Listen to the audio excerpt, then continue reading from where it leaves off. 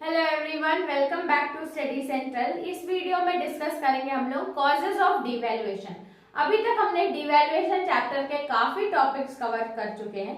ये टॉपिक भी बहुत ही इंपॉर्टेंट है। ये आपको पूछ सकता है state the meaning of devaluation और write the causes of devaluation. Causes of devaluation यानी कि डिवैल्यूएशन कोई भी कंट्री क्यों करती है, कोई भी कंट्री अपनी करेंसी की वैल्यू ही क्यों कम करेगी।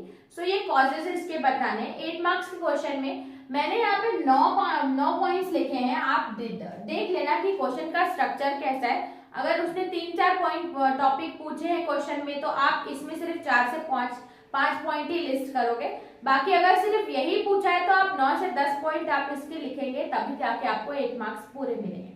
तो देखते हैं कॉजेज ऑफ डिवैल्यूएशन, यानी कि डिवैल्यूएशन क्यों किया जाता है, what is the reason behind that. तो फर्स्ट कॉज है loss in foreign trade. Loss in foreign trade यानी कि हमारी जो कंट्री है उसमें फॉरेन ट्रेड ज्यादा हो ही नहीं रही है, ना इंपोर्ट ज्यादा हो रहा है ना एक्सपोर्ट ज्यादा हो रहा है।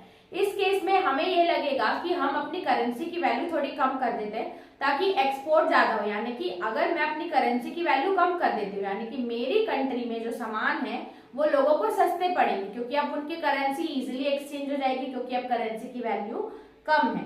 ठीक है, तो इस हिसाब से इसीलिए भी डिवैल्यूएशन किया जाता है ताकि हमारी जो फॉरेन ट्रेड है वो अच्छे से चले। ठीक है, तो एक कारण ये है। सेकंड आता है high growth rate in imports. लोग सामान इंपोर्ट ज्यादा करा रहे हैं, बहुत ज्यादा सामान मंगा रहे हैं। अब बहुत ज्यादा सामान मंगा रहे हैं, अगर मैं अपनी करेंसी की वैल्यू को कम कर दूं, ठीक है, करेंसी की वैल्यू को अगर मैं कम कर दूंगी तो अब उसको डॉलर में एक्सचेंज कराने के लिए और ज्यादा रुपीज देने पड़ेंगे। इस हिसाब से हमारे जो इंपोर्ट्स होंगे वो क्या हो जाएंगे, कॉस्टली हो जाएंगे। समझ में आ रहा है। अगर हमारी करेंसी की वैल्यू कम हो जाएगी तो अब उनको करेंसी एक्सचेंज कराने के लिए और पैसे देने पड़ेंगे, सेम करेंसी एक्सचेंज कराने के लिए और पैसे देने पड़ेंगे, जिसके कारण जो फॉरेन के प्रोडक्ट्स होंगे वो महंगे पड़ेंगे। इसीलिए भी हम लोग ये करते हैं कि हमारा जो इंपोर्ट है वो ज्यादा है। अब इंपोर्ट ज्यादा क्यों है ये तो हमें पता ही है कि हम बाहर से इंडिया के साथ उस टाइम पे चाइना और पाकिस्तान के साथ कंटिन्यूसली वॉर लगा रहता था, तो हम लोग वॉर के जो इक्विपमेंट्स रहते हैं, इसके साथ साथ टेक्नोलॉजी में भी इंडिया काफी पीछे है, ये सब मंगाने के लिए हमारे इंपोर्ट ज्यादा थे। फिर बात करेंगे adverse balance of payment. Adverse balance of payment यानी कि बैलेंस ऑफ पेमेंट की खराब हालत। बैलेंस ऑफ पेमेंट हमें पता है कि जिसमें एक्सपोर्ट भी रहता है और इंपोर्ट भी रहता है। जब imports are greater than exports, यानी कि इस चीज को एक और नाम दिया जाता है जिसको बोला जाता है डेफिसिट, या आप बोलोगे कि बैलेंस ऑफ पेमेंट की हालत खराब है। भाई बैलेंस ऑफ पेमेंट है ना, यानी कि बैलेंस्ड होना चाहिए, एकदम एग्जैक्ट इक्वल नहीं, लेकिन हमेशा ये देखा जाता है कि कंट्री के एक्सपोर्ट ज्यादा होने चाहिए, लेकिन इसमें तो क्या होता है, इंपोर्ट ज्यादा थे, इसलिए भी करेंसी की वैल्यू डीवैल्यू की जाती है। फिर आता है स्लो ग्रोथ ऑफ एक्सपोर्ट। हम एक्सपोर्ट कम कर रहे थे और इंपोर्ट ज्यादा कर रहे थे। तो एक्सपोर्ट बढ़ाने के लिए मुझे क्या करना पड़ा, मैंने अपनी करेंसी की वैल्यू कम कर दी। अब बाहर की फॉरेन की करेंसी एक की वैल्यू कम होती है तो दूसरे की बढ़ जाती है, यानी कि फॉरेन करेंसी आप बहुत उसी वो उतना ही पैसा देंगे, यहाँ से वो ज्यादा सामान लेके जाएंगे, तो हमारे इंडिया में गुड्स चीपर हो जाएंगे ना, इसीलिए भी हम लोग डिवैल्यूएशन करते हैं। फिर deficit in balance of payment. Deficit मैंने अभी बताया, जब किसी भी बैलेंस ऑफ पेमेंट में इंपोर्ट ज्यादा रहते हैं एज कंपेयर टू एक्सपोर्ट, तो उसमें डेफिसिट। तो डेफिसिट को करेक्ट करने के लिए, इन दोनों को इक्वल या एक्सपोर्ट को ज्यादा करने के लिए भी हम लोग क्या करते हैं, डिवैल्यूएशन ऑफ करेंसी। फिर आता है स्पेक्यूलेशन।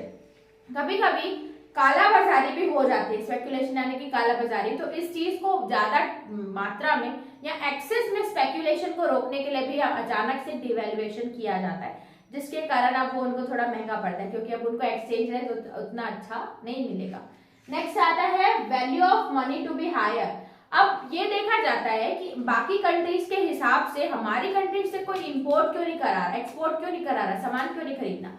मे बी ये हो सकता है कि हमारी करेंसी की वैल्यू थोड़ी ज्यादा हो, हमारी करेंसी थोड़ी महंगी हो, इसीलिए हम क्या करते हैं, कंपेयर करते हैं और अपनी वैल्यू कम कर देते हैं, जिसके कारण अगर हमें ऐसा लगता है कि हमारी करेंसी की वैल्यू ज्यादा है तो हम वैल्यू को कम कर देते हैं, जिसके कारण बाहर के लोग इजीली आके सामान खरीदते हैं। तो वैल्यू ऑफ मनी कितना है एक कंट्री में ये भी देखा जाता है। ठीक है, फिर आता है reduction in exchange reserve. Reduction in exchange, अब फॉरेन एक्सपोर्ट ही नहीं आ रहे हैं तो क्या हमारा फॉरेन रिजर्व्स बन पाएंगे, रिजर्व्स नहीं बन पाएंगे क्योंकि एक्सपोर्ट ही नहीं आ रहा है। अब रिजर्व्स अगर नहीं बन रहे हैं यानी कि रिडक्शन इन रिजर्व्स हो रहा है, इनको भी हमारे रिजर्व्स को बढ़ाने के लिए भी हम क्या करते हैं, फॉरेन एक्सचेंज करेंसी को डीवैल्यू करते हैं ताकि एक्सपोर्ट बढ़ जाए। फिर आता है हाई इन्फ्लेशन रेट, महंगाई बहुत ज्यादा बढ़ रही है, महंगाई अगर ज्यादा बढ़ती है तो डिवैल्यूएशन करना पड़ता है रुपीस का, ठीक है। तो ये सारे थे हमारे 9 कॉजेज ऑफ डिवैल्यूएशन। इसमें से आप मार्क्स पे डिपेंड करेगा कि आप कितने पॉइंट्स लिखते हैं अपने एग्जाम में। आई होप आपको समझ में आएगा, एक बार अगर आप रीड करेंगे तो आप आसानी से लिख सकते हैं कि क्या कारण है, क्योंकि हर पॉइंट आपस में इंटरकनेक्टेड है। इस वीडियो में इतना ही रखते हैं, चलते हैं नेक्स्ट वीडियो में, देखते हैं इस चैप्टर का नेक्स्ट टॉपिक। तब तक के लिए थैंक्स फॉर वॉचिंग।